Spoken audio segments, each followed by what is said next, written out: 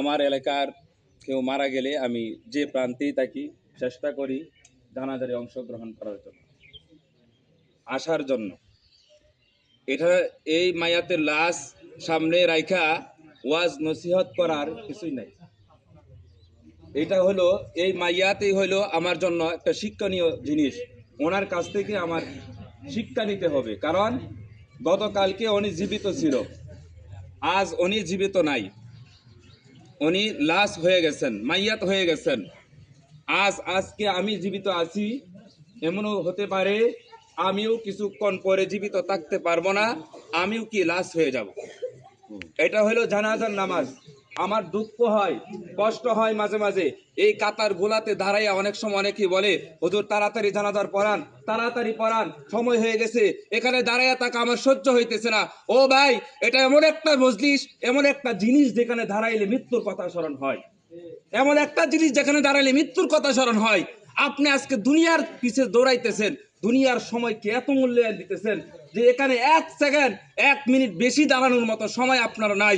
এমন অবস্থা হয়েছে, আপনার দোকান যাইতেছে গা, আপনার সংসারের কাজ চলে যাইতেছে, ক্ষেতের মধ্যে কাজ চলে যাইতেছে, দুনিয়া দুনিয়া করতে করতে করতে করতে দাড়িগুলা সাদা করে ফেলছেন, চুলগুলা সাদা করে ফেলছেন। একটুখানি চিন্তা করে দেখেন, রাত্রে যখন ঘুমাইতে যান তখন বালিশের মধ্যে মাথাটুকু দিয়া চোখগুলা বন্ধ করিয়া একটু চিন্তা করেন, এখন যে আমি ঘুমাইতেছি, এই গুমডু যে আমার সকাল হয় না ভাঙ্গে, আমি যদি না জাগ্রত হইতে পারি, সকালে তো এলান হয়ে যাবে অমুক আর বেঁচে নেই, অমুক আর নেই, অমুক আর বেঁচে নাই, অমুক লাশ হয়ে গেছে।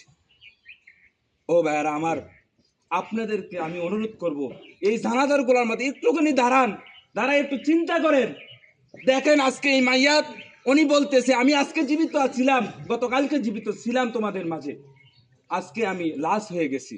আমাকে কেউ বলে না, আমার নাম ধরে কেউ বলে না, কেউ বলে না এই মানুষটাকে এখান থেকে একটু সরায় নাও, বলে এই লাশটাকে একটু সাইড করে দাও, এই লাশটাকে অতি তাড়াতাড়ি কাঁধে লাও, অতি তাড়াতাড়ি তাকে দাফন করতে হবে।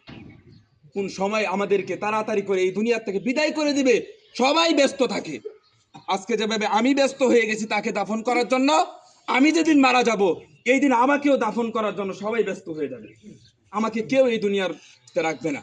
সেজন্য ভাই, এই দুনিয়া কিছুই না। এই দুনিয়া হলো ক্ষণস্থায়ী একটা জিন্দিগি। আমাদেরকে পরীক্ষার জন্য, আল্লাহ পাক রব্বুল আলামিন আমাদেরকে পাঠাইছেন, এই দুনিয়াতে পাঠাইছেন আখিরাতের কিছু বাজার করার জন্য, আখিরাতের কিছু বাজার করে নিয়ে যাওয়ার জন্য। আমরা কি অর্জন করলাম, কে নিয়ে যেতেছি, অতটুকু চিন্তা করলে আমরা বুঝতে পারবো আমার জীবনটা কতটুকু ভাগ্যবান আমি। আজকে আমি বলি এই মাইয়াত ভাগ্যবান, কেন রমজান মাসে ওনার মৃত্যু হয়েছে, মাহে রমজান মাসে ওনার মৃত্যু হয়েছে, উনি ভাগ্যবান। আমরা সবাই দোয়া করি, আমরা জানি হাদিসের মধ্যে পড়ছি রমজান মাসে মৃত্যুবরণ করলে আল্লাহ পাক রব্বুল আলামিন জান্নাত দেন, কারণ এই মাসটা জান্নাতের দরজা সব খোলা, জাহান্নামের দরজা সব বন্ধ। আমরা দোয়া করি আল্লাহ পাক রব্বুল আলামিন ওনাকে জান্নাত দান করুন, আমিন।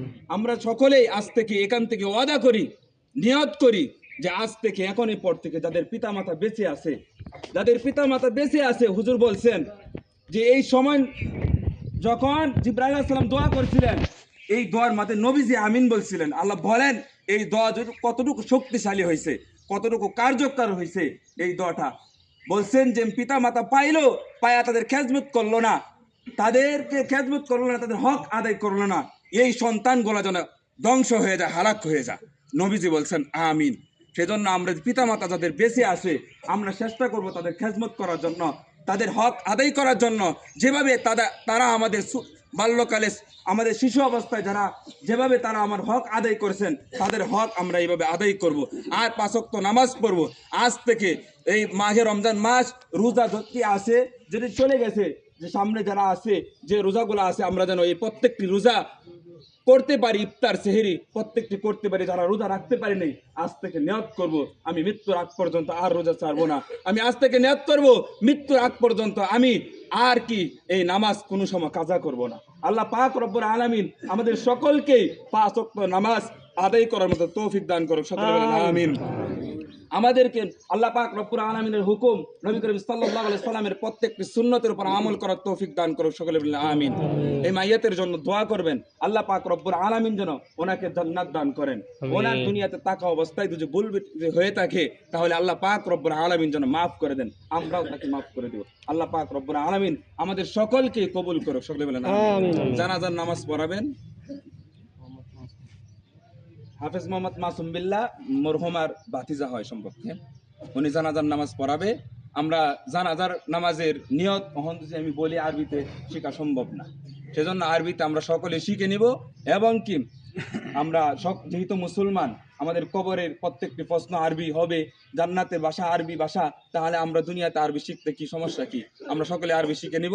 এবং কি যারা আরবিতে পারি ইনশাল্লাহ আরবিতে নিয়ত করব, আর যারা না পারি তারা বাংলাতে নিয়ত করবো। পর জায়গায় ভাইয়া জানাজার নামাজ 4 তাকবীরের সহিত উক্ত ইমামের পিছনে দাঁড়িয়ে আদায় করতেছে, আল্লাহু আকবার, অতটুক বললেই হয়ে যাবে ইনশাল্লাহ। আমরা সকলে নিয়ত করব।